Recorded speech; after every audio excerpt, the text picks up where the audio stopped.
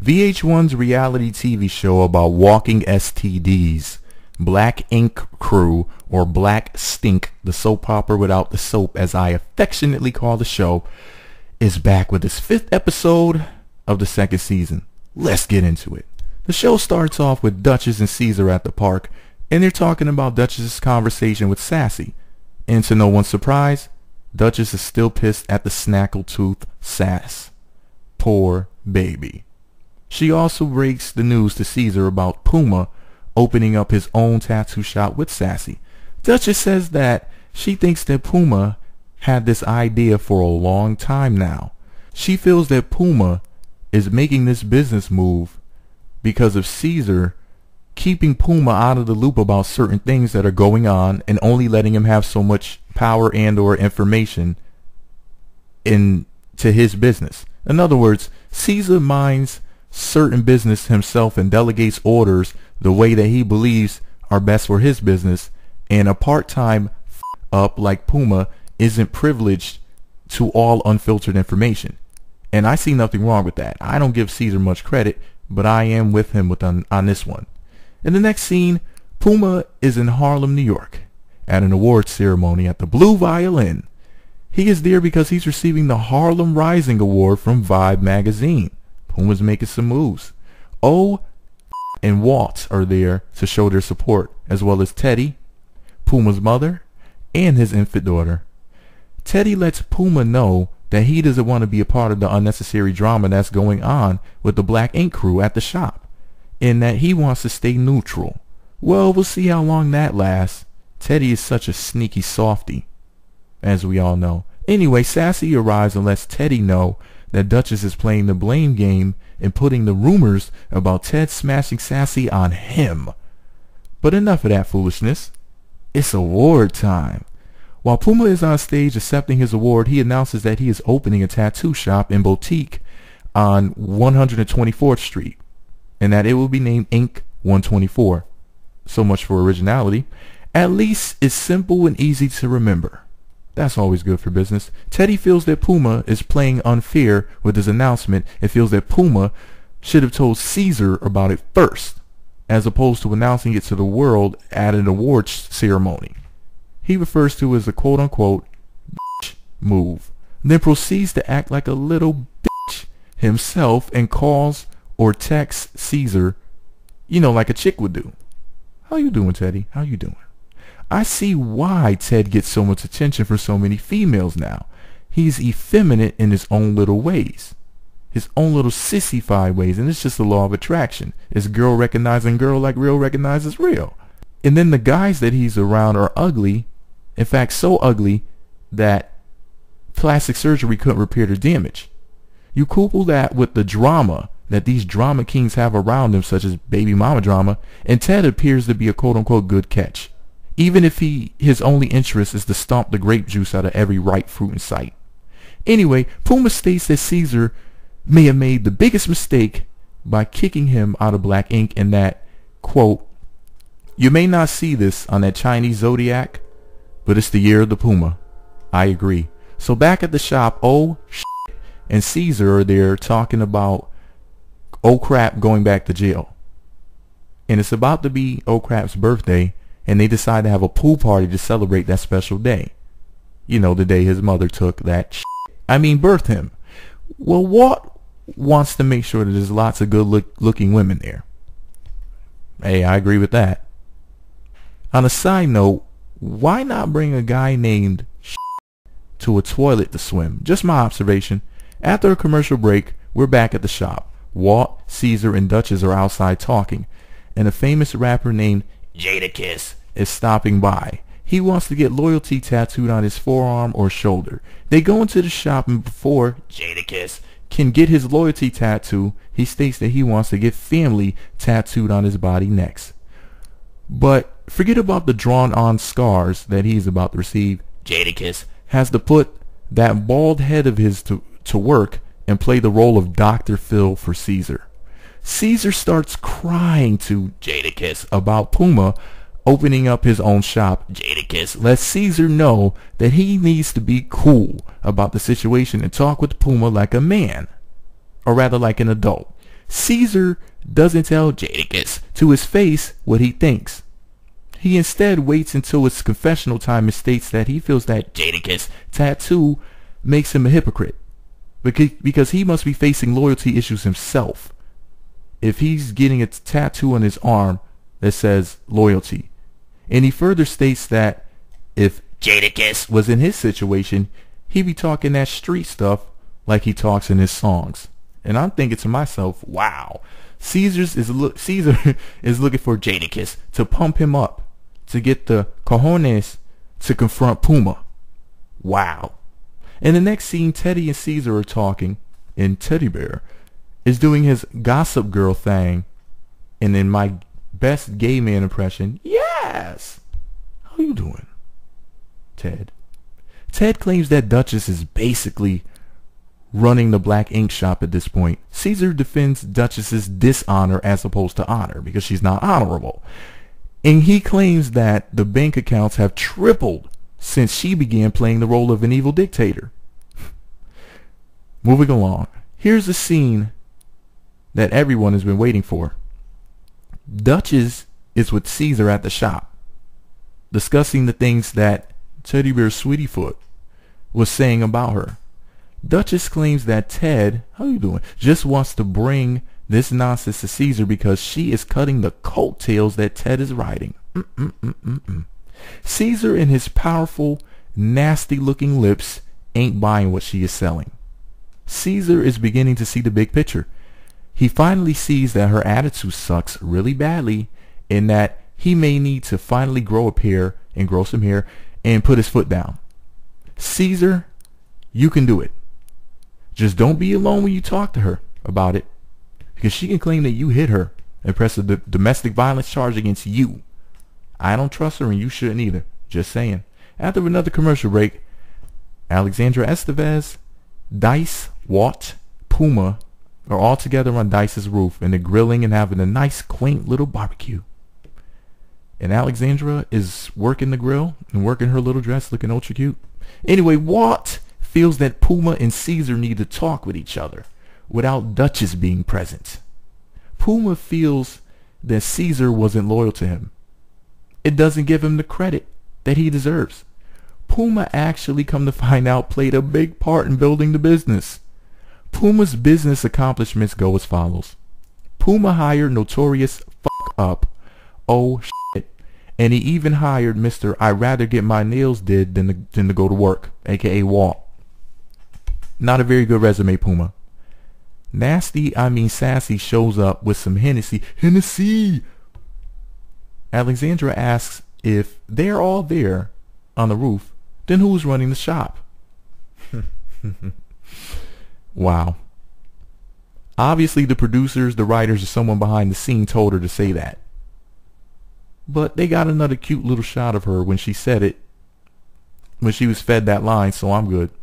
Sassy says that Duchess wanted black ink for her and Caesar, and her wish is coming true. So anyway, back at the shop, Sky is about to visit black ink. She's the hood rat Hornado. Yes, not Tornado, but Hornado. The one that came to that one party that they had months ago and got to like maybe 6 or 7 fights. When she arrives, she asks about Alexandra and says she should have been fired a long time ago. And I'm thinking, nah, chick, you should have been kicked out of the party. This chick is a f***ing mess. And now she has officially called out my girl Alexandra. Now, at this point, I have nothing nice to say about her, even if she is cute. So what? Anyway, oh crap decides to invite her to the party. We'll get to that in a minute. Sky's mother, who arrives with her, is the one that's getting the tattoo today. From Hitler, I mean tattoo artist Duchess. She'll be drawing the scars on Sky's mother. Now Sky, in the meantime, sits down next to Teddy. Teddy and Sky are going to have drinks and go. She is so thirsty for the that she even pulls out condoms and plays with them. No shame whatsoever. After another commercial break, Tyshawn Taylor of the Brooklyn Nets comes to black ink to be tattooed by oh crap. He's getting a huge tattoo on his side with a portrait of himself as an angel with praying hands. He must know who he's around. And he's going to have the words tattooed on him, quote, "I forgive those that trespass against me," which symbolizes him forgiving the people who have done something wrong to him. Yeah. Sounds like they set this up to go along with the storyline. Anyway, Caesar babysits, double checks to make sure old crap drew the praying hands correctly. After placing his own third dimensional hands together, he realizes that the way that old crap drew his skid marks, the angel appears to have a sixth knuckle on his hand. With the quick fix, shit gets his shit together. Okay, now that we got those two nasty lip having motherfuckers out of the way, we are at the bar with Teddy and Sky. Teddy is concerned with Sky fighting with his other women, because we all know that he has a harem of them. Sky puts off his negative judgment onto Alexandra Estevez. What does she have to do with the conversation? Talk about a deflection. How dare you say anything bad about her, Sky? I hope that this is your last appearance on Black Stink. I absolutely positively adore Alexandra Estevez. I am not even into tattoos, but she has a Wu-Tang Clan / Hello Kitty tattoo, so it's meant to be. Now, you need to be concerned with exercise, because you're the same chick who loves to show her midriff and you're shaped like a rectangle. Now, there's hand models, there's booty models, and then there's chicks like Sky, a sheet model, because you're shaped like a pissy mattress. If you come back on this show, I'm going to go in. Curfew. I'm going in. Anyway, Sky talks to Teddy about his problem with the women. She asks him, what's the deal? What do you have against chicks? And Powder Paul, Teddy, says that it's 2013 and men and women are pieces of shit. So instead of him getting hurt, he'd rather everything in sight. Not exactly how he worded it, but that's the gist of it. She assures him that the situation is strictly... After pulling out condoms in the tattoo shop, I think it would just be about that. She further states that she is not looking for love or a relationship just like him. Sounds like a match made in Planned Parenthood to me. Maybe they'll have their wedding at a gay parade. They both give me the bye vibe. How you doing, Teddy? How you doing? She proceeds to slip off her panties and give them to him right there at the bar, and lets him know that she is going to the bathroom. And it looks like he may have gone to go pull a smelly Kelly. Nothing like a piss and a penetration, especially on her menstruation. Polka dot never goes out of style. Anyway, after a commercial break, we finally get to see the pool party scene. And it looks like these fools are at a community pool. Hope you don't catch anything. Anyway, they probably have a better chance of catching something from each other.